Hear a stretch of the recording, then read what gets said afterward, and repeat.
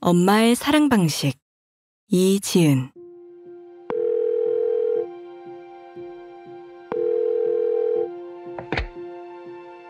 엄마, 배가 자꾸 아파. 왜 이러는지 모르겠어. 너무 힘들어. 남들은 먹는 것만큼 즐거운 일이 없다는데 위장이 약한 나는 먹는 것만큼 곤욕스러운 일이 없다. 회사에서 점심을 먹고 어김없이 찾아오는 복통에 엄마한테 전화를 걸어 어린애처럼 칭얼거렸다.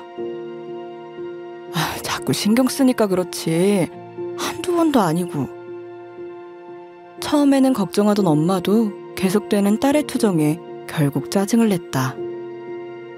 엄마한테 치료를 해달라는 게 아니라 답답하고 힘든 마음을 조금이라도 알아달라고 전화한 건데 엄마도 속상해서 그랬을 테지만 서운했다.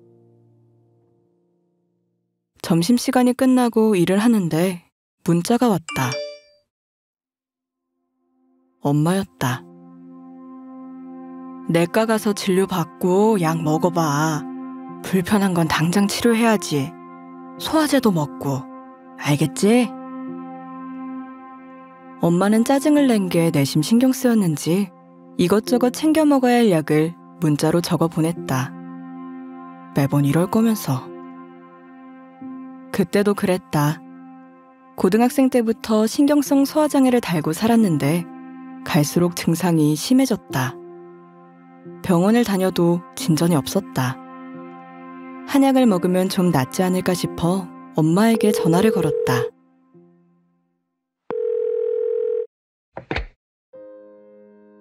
엄마, 나 한약 지어 먹으려는데 많이 비싸겠지? 엄마가 좀 보태주면 안 될까? 당시 취업 준비생이었던 내겐 비용이 만만치 않아서 말한 건데 엄마는 딱 잘라 거절했다. 너무한다 싶었다. 그러고 나서 며칠 뒤 일하러 나갔던 엄마에게 연락이 왔다. 줄 게 있으니 잠깐 밖으로 나오란다. 엄마는 꽤나 무거운 쇼핑백을 내게 건넸다. 이게 뭐야? 양배추 달인물이 위에 좋대. 맛없어도 건강 생각해서 조금씩 먹어.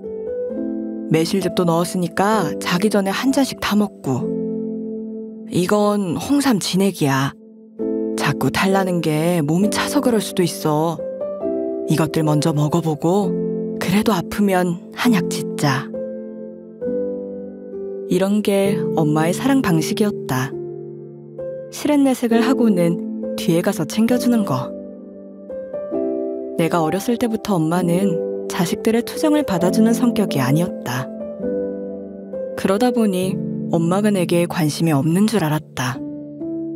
하지만 어디까지나 엄마의 사랑 방식을 몰랐던 오해였다.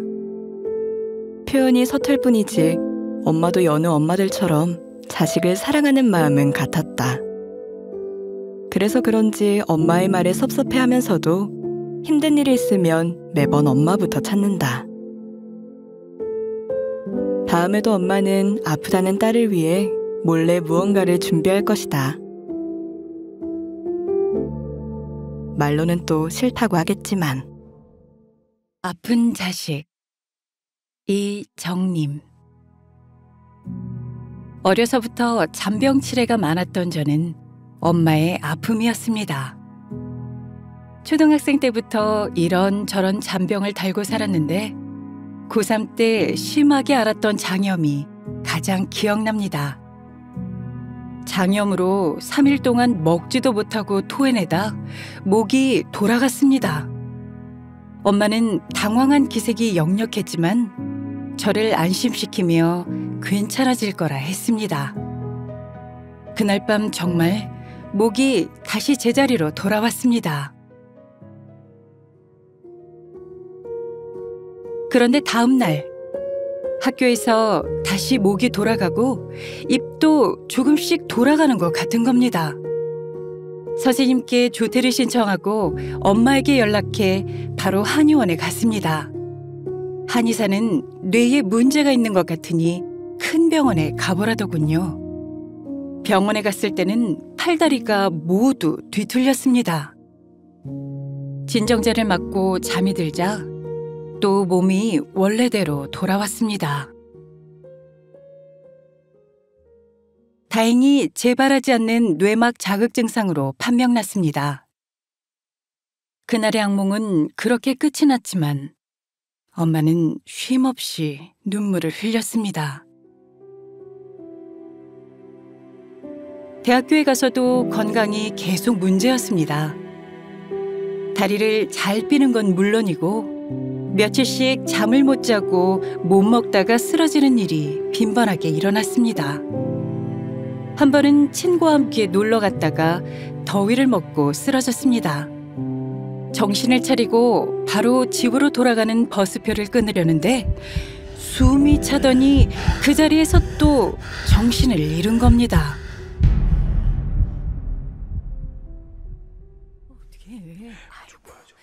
희미하게 들리는 주변 소리는 저를 걱정하는 게 아닌 괜한 일에 휩쓸리기 싫다는 싸늘한 말뿐이었습니다.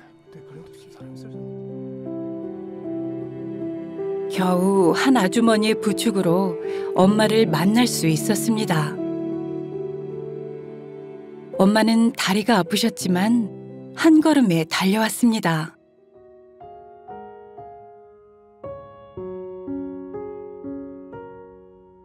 지금은 결혼도 하고 몸도 많이 좋아졌습니다. 언젠가 엄마가 제 고교 시절 얘기를 하며 몸이 뒤틀렸을 때 정말 많이 두렵고 무서웠다고 말했습니다. 제가 평생 그 몸으로 살게 될까 봐요. 엄마는 아직도 가슴을 쓸어내린다고요. 늘 아프기만 한 딸이 귀찮을 만도 한데 엄마는 제가 당신을 닮아 몸이 건강하지 않은 거라며 미안하다고 합니다. 자식이 아프면 당신의 고통은 모두 잊어버리는 엄마. 그것이 엄마의 사랑인가 봅니다. 엄마의 사고. 엄유진.